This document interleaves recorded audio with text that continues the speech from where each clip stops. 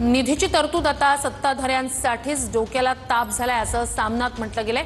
हळू आवाजात होणाऱ्या तक्रारी मंत्री जाहीरपणे करू लागलेत। भरणेंच्या वेदनेवर आता दादा कोणती गोळी देऊन फुंकर घालतायत हे दिसेलच। दत्ता भरणेंनी लाडकी बहिणीवर केलेल्या वक्तव्यानंतर सामनातून सरकारवर टीका होतीये।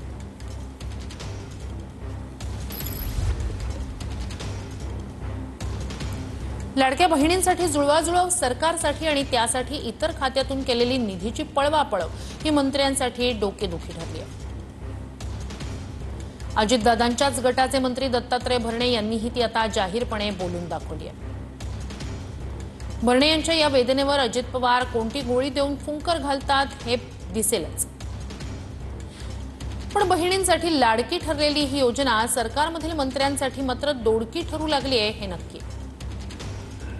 धरलं तर चावतं आणि सोडलं तर पळतं अशी स्वतःची अवस्था करून घेणाऱ्यांबद्दल काय म्हणायचं